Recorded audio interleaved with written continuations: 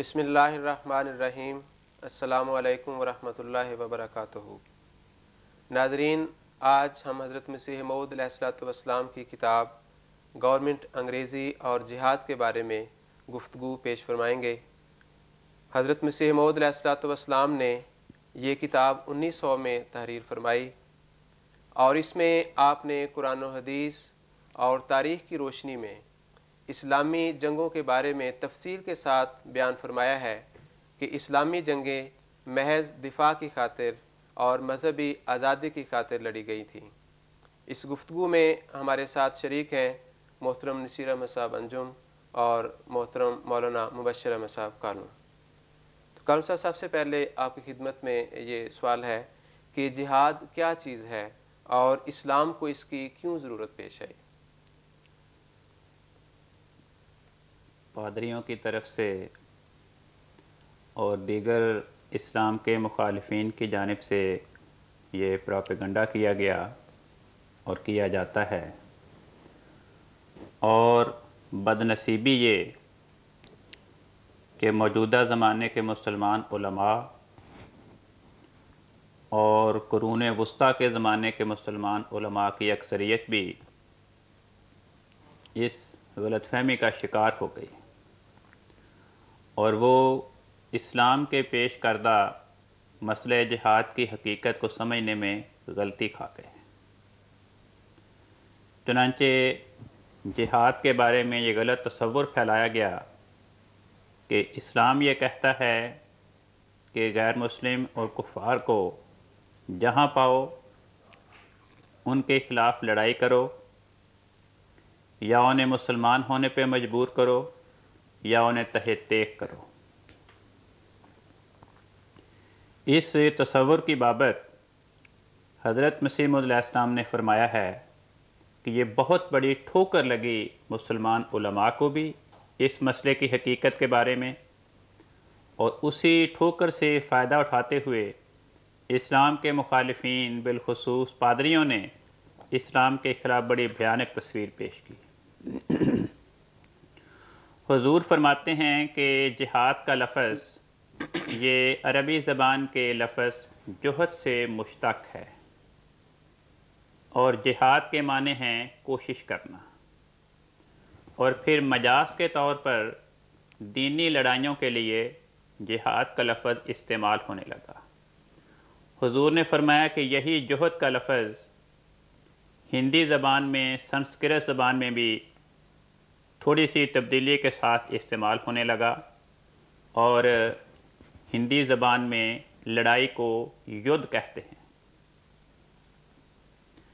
فرمایا کہ بات یہ ہے، اسلام نے ہرگز یہ تعلیم نہیں دی کہ کفار کو یا مسلمان ہونے پہ مجبور کرو ورنہ انہیں تحت دیکھ کرو۔ فرمایا بات یہ ہے کہ جب حضرت رسول پاک صلی اللہ علیہ وسلم نے دعویٰ فرمایا اور خدا کی جانب سے آپ اصلاح اور تبلیغ کے کام پہ مامور ہوئے، تو جیسا کہ ہر مذہب اور ہر ملک اور ہر قوم کے علماء کا یہ طریق ہے کہ جب بھی خدا کی طرف سے کوئی نئی تحریک آتی ہے، خدا کی طرف سے کوئی نبی رسول کو خدا کا مسئلہ دنیا میں برپا ہوتا ہے، تو زمانے کے علماء اور ہر مذہب کے علماء یہ سمجھتے ہیں کہ اس کی قبولیت کے نتیجے میں ہماری دنیاوی عزت، ہماری وجاہت وہ متاثر ہوگی، کیونکہ وہ خوف خدا اور محبت اور روحانی اور باطنی اوصاف سے محروم ہوتے ہیں۔ وہ سمجھتے ہیں کہ اس کی قبولیت کے نتیجے میں ہمارے اندرونی عیوب کی پردہ دری ہوگی، اس لیے وہ حسد اور بغض کی آگ میں جل کر اس نئے مذہب اور خدا کی طرف سے آنے والے پیغام رساں فرد کے خلاف تعصب اور بغض کی اور عداوت کی آگ میں اندھے ہو جاتے ہیں اور ہر طرح اس کو مٹانے کی کوشش کرتے ہیں۔ چنانچہ اسی رواج کے مطابق جب حضرت رسول پاک صلی اللہ علیہ وسلم نے دعویٰ فرمایا تو عرب کے لوگوں نے صحابہ کے خلاف عداوت کا طوفان برپا کیا، حضرت رسول پاک صلی اللہ علیہ وسلم اور آپ کے صحابہ کو ناحق مکہ کی گلیوں میں گھسیٹا جاتا تھا، دن رات آپ کو ستایا جاتا تھا، پتھروں کی برسات ہوتی تھی، عورتوں کی بے حرمتی ہوتی تھی، اور ناکردہ گناہ مردوں کو، عورتوں کو، بچوں کو بکریوں اور بھیڑوں کی طرح ذبح کیا جاتا تھا۔ مکہ کی گلیاں ان کے خون سے رنگین ہو گئی تھی۔ صحابہ آپ کے پاس آتے تھے اور کفار مکہ کے مظالم کا تذکرہ کرتے تھے تو آپ انہیں یہی نصیحت کرتے تھے کہ مجھے خدا کی طرف سے صبر کی تلقین کی گئی ہے، اس لیے صبر کا نمونہ دکھاؤ۔ اور آفرین ان صحابہ پر جنہوں نے انتقام کی قدرت ہونے کے باوجود، بازوؤں میں طاقت ہونے کے باوجود، سپاہ گری کے فنون میں مہارت ہونے کے باوجود، جب خدا کا حکم آیا کہ دشمن کی ایذا کے بالمقابل صبر کا نمونہ اختیار کرو اور ترک شر کرو، نرمی، حلم اور اخلاق فاضلہ کا نمونہ دکھاؤ، تو انہوں نے بہت بے مثال صبر و رضا کا نمونہ دنیا کو دکھایا۔ ورنہ عموماً بسا اوقات جب ہم پہلے نبیوں اور پہلی اقوام کے حالات کو دیکھتے ہیں تو ان کے صبر کے واقعات کو دیکھ کر اور ان کی بے بسی اور کمزوری کی کیفیت کو دیکھ کر بسا اوقات دل میں یہ وسوسہ گزرتا ہے کہ شاید ان کا یہ صبر عدم قدرت انتقام کی بنا پر ہو۔ لیکن جب ہم حضرت رسول پاک صلی اللہ علیہ وسلم کے صحابہ کے حالات کو دیکھتے ہیں تو پتہ چلتا ہے کہ یہ وہ لوگ تھے جو قدرت انتقام رکھتے تھے، دشمن کی تلوار کا تلوار سے جواب دے سکتے تھے اور ان کے دانت کھٹے کر سکتے تھے، مگر جب انہوں نے خدا کا حکم پایا کہ صبر کرو، ترک شر کا پہلو اختیار کرو، تو یہ بکریوں اور بھیڑوں کی طرح ذبح کیے گئے اور اف نہیں کی انہوں نے۔ چنانچہ اس کی دلیل یہ ہے کہ جب ان کو خدا کی طرف سے حکم آیا کہ اب تمہیں مقابلے کی اجازت ہے، تو یہی صحابہ جو بکریوں اور بھیڑوں کی طرح مارے کھاتے تھے اور اف نہیں کرتے تھے، انہوں نے وہ بہادری کے اور مردانگی کے کارہائے نمایاں دکھائے کہ بسا اوقات 1,000 جوان نے 1,00,000 سپاہیوں کو تحت تیغ کیا اور انہیں شکست فاش سے ہمکنار کیا۔ تو یہ صورت حالات بتاتی ہے کہ ان کا 13-14 سال تک کفار کی تلواروں سے ان کے خون کے قطرات کا ٹپکنا وہ ان کی کمزوری اور بزدلی کی علامت نہیں تھی، وہ ان کے صبر کی علامت تھی۔ جب یہ صبر کا دور تھا اور خدا کی طرف سے ابھی تک مقابلے کی اجازت نہیں دی گئی تھی، تو حضرت رسول پاک صلی اللہ علیہ وسلم نے کبھی بھی از خود اجتہاد کر کے بھی یہ نہیں فرمایا کہ تم فلاں تدبیر اختیار کرو یا فلاں تدبیر اختیار کرو۔ ہمیشہ یہی جواب دیا کہ خدا کی طرف سے مجھے حکم صبر کا ہے، اس لیے صبر کا نمونہ دکھاؤ۔ 13-14 برس گزر گئے اور حضرت رسول پاک صلی اللہ علیہ وسلم اور آپ کے صحابہ خدا کا حکم پا کر مکہ سے ہجرت کر کے مدینہ میں تشریف لے گئے، تو پھر خدا کا غضب بھڑکا۔ جہاں خدا تعالیٰ رحیم ہے، حلیم ہے، غفور ہے، وہاں پر وہ اس کے اندر غضب کی صفت بھی پائی جاتی ہے۔ اس کا اپنے مظلوم بندوں کے لیے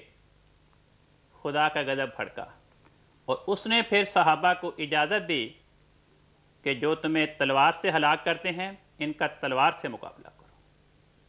چنانچہ قرآن کریم نے یہ آیت نازل کی، فرمایا اُذِنَ لِلَّذِینَ یُقَاتَلُونَ بِأَنَّهُمْ ظُلِمُوا، کہ وہ صحابہ جنہیں مظلوم ہونے کی حالت میں قتل کیا جاتا ہے، ان صحابہ کو جو مظلوم ہونے کی حالت میں قتل کیے جا رہے ہیں ان کو اب اجازت دی جاتی ہے کہ وہ دشمن کی شرارت کا مقابلہ کریں اور دشمن کے بالمقابل اپنا دفاع کریں۔ فرمایا وَإِنَّ اللَّهَ عَلَىٰ نَصْرِهِمْ لَقَدِيرٌ، اور خدا تعالیٰ کی غیرت اب جوش میں ہے اور وہ اپنے ان مظلوم بندوں کی مدد کرے گی، ان دشمن کفار کو سزا دے گی جنہوں نے ناحق ان کا خون بہایا، انہیں ستایا۔ تو یہ کہنا کہ قرآن کریم نے یہ فرمایا کہ یا مسلمان ہو جاؤ یا گردن کٹا لو، یہ بات اسلام کی تعلیم کے مخالف ہے، کیونکہ قرآن کریم نے یہ ایک مختص الوقت اور مختص الزمان حکم دیا تھا کہ یہ کفار جنہوں نے 13 سال تک یہ جرائم کیے اور اپنے ان جرائم کی بنا پر اخلاقی طور پر، قانونی طور پر، شرعی طور پر وہ قتل کی سزا کے مستحق ہیں، ان مخصوص کفار کے بارے میں قرآن کریم نے فرمایا کہ اب یہ تلوار چلانے والے ان کو تلوار سے ہلاک کر دو، اب یہ زندہ رہنے کے قابل نہیں ہیں سوائے اس کے کہ یہ توبہ کر کے مسلمان ہو جائیں۔ تو ان کے قبول اسلام کو ان کی توبہ اور معافی کا پروانہ قرار دیا جائے، ورنہ تمام کفار اور تمام غیر مسلم آبادی کے لیے اسلام نے یہ ہرگز تعلیم نہیں دی کہ یا انہیں اسلام قبول کرنے پہ آمادہ کرو یا انہیں تہہ ٹیک کر دو، کیونکہ وہ قرآن کریم جس کے اندر یہ آیت پائی جاتی ہے کہ لا اکراہ فی الدین، دین کے معاملے میں کسی قسم کا جبر اور کسی قسم کی زبردستی نہیں ہے، اس قرآن کی جانب اور اس دین اسلام کی جانب یہ تعلیم منسوب کرنا کہ اس نے یہ کہا کہ دنیا کے کفار کو یا زبردستی قبول اسلام پہ آمادہ کرو یا انہیں تلوار سے قتل کر دو، یہ بات مناسب نہیں ہے۔ تو کلم صاحب یہ خیال پیدا ہو سکتا ہے کہ جب پہلے زمانے میں جہاد جائز تھا، جواز اس کا تھا، تو اب پھر اس کو کیوں ختم کیا گیا، حرام کیا گیا؟ تو حضور نے اس پیدا ہونے والے خیال کا کیا جواب دیا؟ بات یہ ہے کہ حضور نے فرمایا کہ اس سوال کے 2 جواب ہیں۔ پہلی بات تو یہ کہ جن حالات میں اسلام نے جہاد کی اجازت دی تھی وہ حالات اب یہاں پہ موجود نہیں ہیں، کیونکہ جیسا کہ میں نے ابھی بتایا کہ وہ لوگ جنہوں نے دین کی آزادی کو سلب کیا تھا اور صحابہ کو محض اس لیے ستایا، ناحق دکھ دیے، انہیں آزار پہنچائے، ان کے خون بہائے صرف اس لیے کہ انہوں نے توحید کا پیغام قبول کر لیا اور خدا کی طرف سے آنے والے ایک نبی کی آواز پہ لبیک کہا، جب انہیں 13-14 سال تک مسلسل دکھوں اور ایذاؤں کا تختہ مشق بنایا گیا تو پھر خدا تعالیٰ نے ان کے دفاع کی خاطر انہیں اجازت دی کہ تم ستانے والوں کو سزا دو، تلوار سے ہلاک کرنے والوں کو تلوار کے ساتھ جواب دو۔ فرمایا آج کے دور میں تو ایسا نہیں ہو رہا۔ حکومت برطانیہ کی رعایا میں آنے سے پہلے ہندوستان کے مسلمانوں کا یہ حال تھا کہ یہاں پہ سکھوں کی حکومت تھی، اور سکھا شاہی دور میں مسلمانوں کو دھیمی آواز میں بھی اذان دینے کی اجازت نہیں تھی۔ بلند آواز سے درکنار اگر کوئی دھیمی آواز سے بھی اذان دے دے تو اس بیچارے کو سزا برداشت کرنی پڑتی تھی، گائے ذبح کرنے کی اجازت نہیں تھی، نماز باجماعت کی اجازت نہیں تھی، مسجدوں میں گھوڑے باندھے گئے، مسجدوں کو استبل کی شکل میں ڈھال دیا گیا، تبلیغ کی اجازت نہیں تھی، نہ مسلمانوں کی جان محفوظ تھی، نہ مال محفوظ تھا، نہ عزت و آبرو محفوظ تھی۔ اس دور میں خدا تعالیٰ نے ہندوستان کے مسلمانوں کی بے بسی پہ ترس کھایا اور حکومت برطانیہ کو خدا نے یہاں پہ سکھوں کی جابرانہ حکومت کو ختم کر کے یہاں پہ تسلط بخشا، اور انگریزی حکومت نے مسلمانوں کو سکھوں کے مظالم سے نجات دی، انہیں مذہب کی آزادی دی، جس طرح چاہیں کوٹھوں پہ چڑھ کے اونچی آواز سے اذان دیں، نمازیں باجماعت پڑھیں، روزے رکھیں، زکوٰۃ دیں، حج کی ادائیگی کریں، اپنے مذہب کی تبلیغ کریں، کسی قسم کی کوئی رکاوٹ نہیں ہے۔ کوئی مسلمان جس طرح چاہے اسلامی احکام پہ عمل کرے، کوئی رکاوٹ نہیں بنتی۔ تو فرمایا کہ ایسی عظیم الشان حکومت گویا جس کے دور میں پنجاب کے مسلمان از سر نو مشرف پا اسلام ہوئے، اس حکومت کے خلاف لڑائی کی تعلیم دینا اور جہاد کا فتویٰ دینا یہ محسن کشی کے مترادف ہے کہ جس نے پنجاب کے مسلمانوں پہ، ہندوستان کے مسلمانوں پہ احسان کیا، ان کی جان کی حفاظت کا انتظام کیا، ان کے مالوں کو بچایا، ان کی عزت و آبرو کو بچایا، انہیں دینی آزادی عطا کی، انہیں شاعر اسلام پہ عمل کرنے کی آزادی بخشی، ایسے محسن حکومت کے خلاف جہاد یہ اسلامی شریعت کے خلاف بات۔ پھر حضور نے فرمایا کہ یہ دور ایسا ہے کہ اس دور کے بارے میں پیش گوئیاں ہیں۔ فرمایا کہ بخاری کی حدیث ہے اور قرآن کریم نے بھی اس طرف اشارہ کیا۔ حضور نے فرمایا کہ دیکھو بخاری شریف میں یہ پیش گوئی ہے کہ جب مسیح آئے گا یضع الحرب، تو وہ دینی لڑائیوں کا خاتمہ کر دے گا۔ وہ دور ایسا ہوگا کہ مذہبی آزادی اس دور میں قانون قرار پائے گی۔ تو جس دور کے بارے میں حضرت رسول اکرم صلی اللہ علیہ وسلم یہ پیش گوئی فرما رہے ہیں کہ مسیح موعود کا زمانہ وہ دینی جہاد کے خاتمے کا زمانہ ہوگا، فرمایا میں اس بات کا اعلان کر رہا ہوں کہ خدا نے مجھے ان بشارات کے مطابق مسیح موعود بنا کے مبعوث فرمایا، اور میرے دور کے بارے میں حضرت رسول پاک صلی اللہ علیہ وسلم کا فرمان ہے، آپ کی پیش گوئی ہے کہ وہ مسیح جب آئے گا تو وہ جہاد نہیں کرے گا۔ اور ساتھ ہی فرمایا کہ قرآن کریم نے اس طرف اشارہ کیا۔ قرآن کریم سورۃ محمد میں فرماتا ہے کہ حتیٰ تضع الحرب اوزارہا، کہ مسیح موعود کے زمانے میں دینی جنگیں وہ ختم ہو جائیں گی، دینی جہاد کا اس کے بعد خاتمہ ہو جائے گا، حالات ایسی کروٹ لیں گے۔ فرمایا اس زمانے میں آج اپنے نفسوں کے پاک کرنے کا جہاد باقی ہے۔ تو فرمایا کہ میں اپنی جماعت کے افراد کو یہ نصیحت کرتا ہوں کہ بے شر بنو، حلم کا نمونہ دکھاؤ، بدی کو چھوڑو، بغاوت کے خیالات سے اپنے سینوں کو دھو ڈالو اور اپنے دلوں میں ایک پاکیزگی کی فضا پیدا کرو۔ یہ اصل جہاد ہے۔ جزاکم اللہ۔ نصیر صاحب، آنے والے مسیح کے بارے میں کچھ پیش گوئیاں تھیں، مثلا یہ کہ اس کی دعوت جو ہے وہ بجلی کی طرح ہر ایک کنارے کو روشن کر دے گی، اور مینارے کا بھی ذکر آتا ہے۔ تو اس طرح کی پیش گوئیوں کے بارے میں حضرت مسیح علیہ الصلوۃ والسلام نے کیا حقیقت ان کی بیان فرمائی؟ حضور نے فرمایا ہے کہ ان پیش گوئیوں کا مطلب یہ ہے کہ آنے والے مسیح کی تبلیغ اور دعوت بہت جلد دور دور کے ممالک تک ساری دنیا میں پھیل جائے گی، اور جس طرح مینارے سے آواز اور روشنی ساری دنیا میں دور دور کے جگہوں تک پھیل جاتی ہے، اسی طرح آنے والے مسیح کی تبلیغ دور دور تک پھیلے گی۔ فرمایا کہ اس زمانے میں دیکھیں اللہ تعالیٰ نے اس کے کیسے انتظامات کر دیے ہیں، ریل آ گئی ہے، ڈاک کا آسان انتظام آ گیا ہے، دخانی جہاز نکل آئے ہیں، اور سہولتیں پیدا ہو گئی ہیں سفر کی، سیر و سیاحت کی۔ آج آدمی دور دراز کی خبریں گھر بیٹھے ہوئے سن سکتا ہے، مہینوں کا سفر دنوں میں طے کر سکتا ہے۔ تو یہ سارے انتظامات وہ ہیں جو سہولت پیدا کرتے ہیں کہ آنے والے مسیح کی تبلیغ دور دراز علاقوں تک بہت جلد پھیلے۔ اور فرمایا کہ یہ پیش گوئیاں دوسرے انبیاء نے بھی کی ہیں، قرآن مجید نے بھی ان کا ذکر کیا ہے۔ مثلا فرمایا وَإِذَا الْإِشَارُ عُطِّلَتْ، کہ آخری وقت میں، آخری زمانے میں مسیح موعود کی آمد کے وقت اونٹنیاں ترک کر دی جائیں گی، نئی نئی سواریاں ایجاد ہو جائیں گی، تیز رفتار سفر جو ہیں وہ اونٹنیوں پر نہیں کیے جائیں گے، نئی سواریاں ایجاد ہو جائیں گی، جیسا کہ اب ریل اور جہاز ایجاد ہو چکے ہیں۔ تو یہ زمانہ ہے جس کے متعلق یہ پیش گوئیاں تھیں۔ فرمایا کہ یہ جب زمینی انقلاب برپا ہو گیا، ایک ایسا تغیر یہاں پر آیا، تو خدا تعالیٰ نے چاہا کہ آسمانی انقلاب بھی برپا ہو، یعنی جس طرح مادی انقلابات آئے اسی طرح روحانی زندگی میں بھی انقلاب آئے، چنانچہ اللہ تعالیٰ نے مسیح موعود کو بھیجا۔ اور فرمایا کہ اس کے متعلق میری کتاب براہین احمدیہ میں ایک پیش گوئی تھی، خدا تعالیٰ نے الہاماً مجھے قرآن کریم کی یہ آیت بتائی، ان السماوات والارض کانتا رتقا ففتقناہما،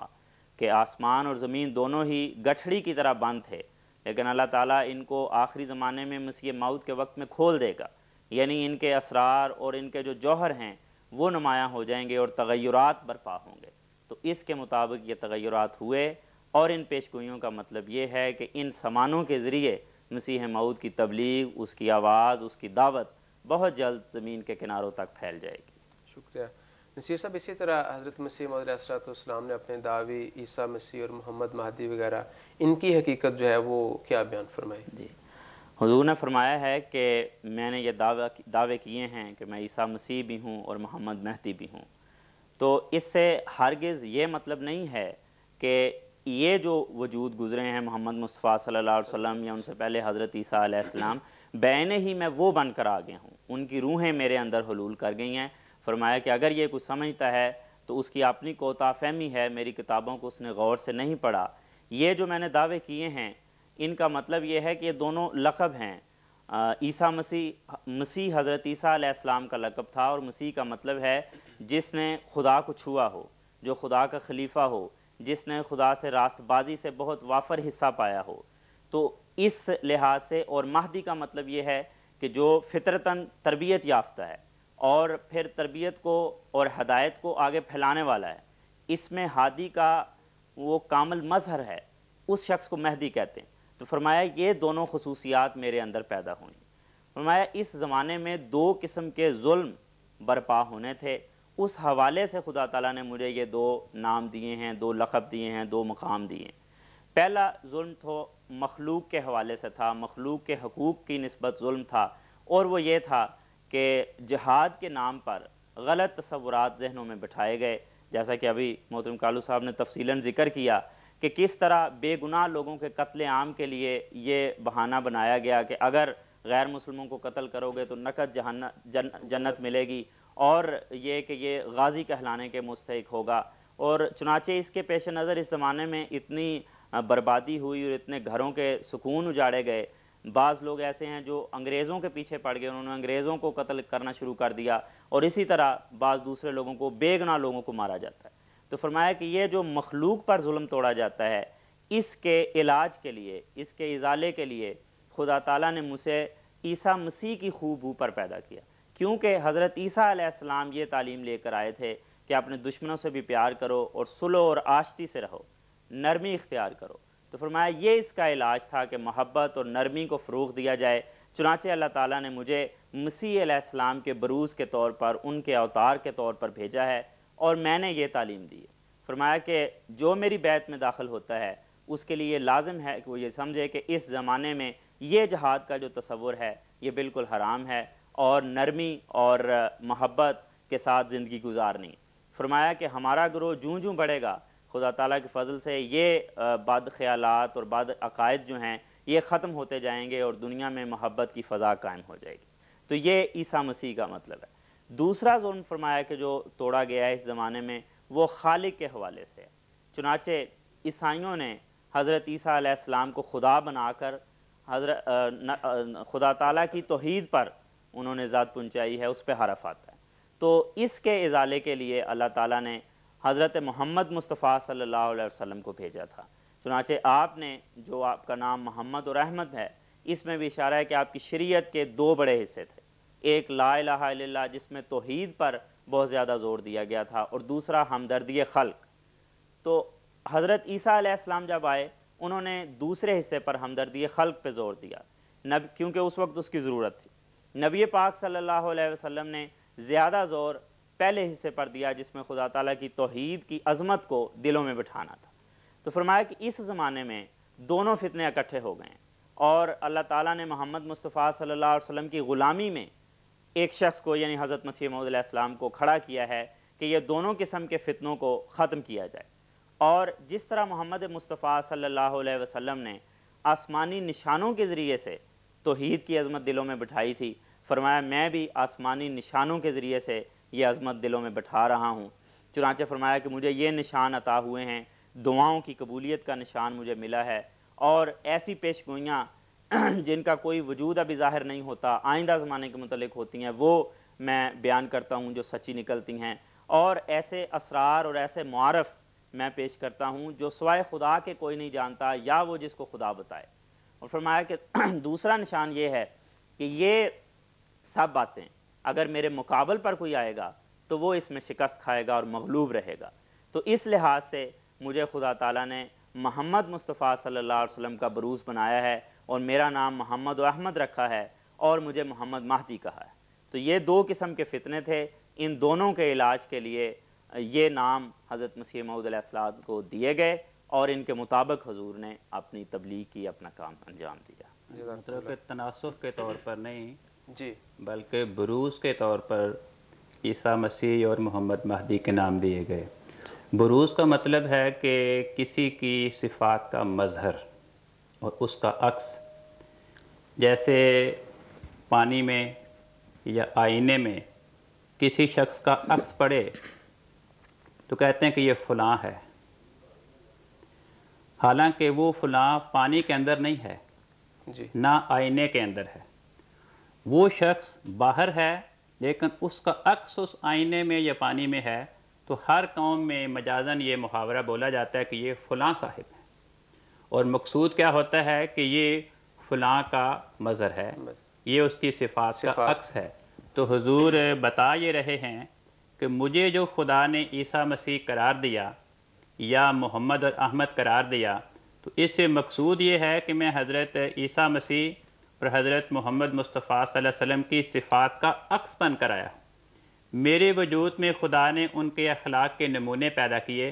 ان کی تعلیمات کے نمونے پیدا کیے، اور میں ان کی صفات کا مظہر ہوں اس دور میں۔ کل سے آپ نے فرمایا تھا کہ تناسخ نہیں بلکہ بروز کے طور پر، تو آپ بتانا پسند فرمائیں گے کہ تناسخ کیا ہے پھر؟ تناسخ ہندوؤں کا عقیدہ ہے، اور اس سلسلے میں وہ کہتے یہ ہیں کہ جو لوگ دنیا سے رحلت کر گئے ان کی روحیں بعد میں کسی اور انسان کے جسم میں داخل ہو جاتی ہیں، یعنی بدن کسی اور کا ہوتا ہے، اور جو آئندہ بچہ پیدا ہوتا ہے اس میں کسی پہلے فوت ہونے والے فرد کی روح موجود ہوتی ہے، اس کو وہ کہتے ہیں تناسخ۔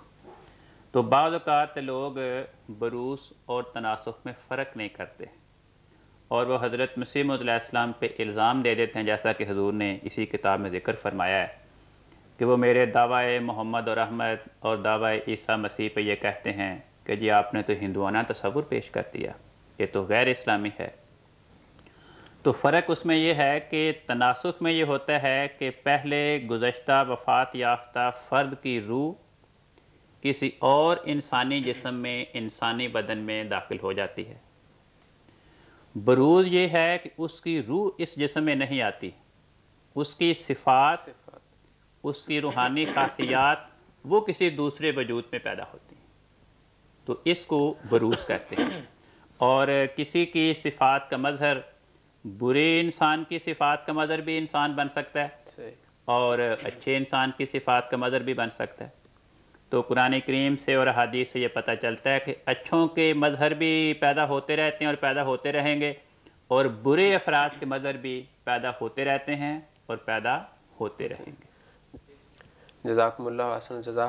آپ دونوں بزرگوں کا بہت شکریہ کہ آپ تشریف لائے اور حضور کی اس کتاب کے حوالے سے گفتگو سے آگاہ فرمایا۔ تو ناظرین، اسی کے ساتھ آپ ہمیں اجازت دیں، آئندہ پروگرام میں ہم حضرت اقدس مسیح موعود علیہ السلام کی ایک اور کتاب لے کر پھر حاضر ہوں گے۔ تب تک کے لیے اللہ حافظ۔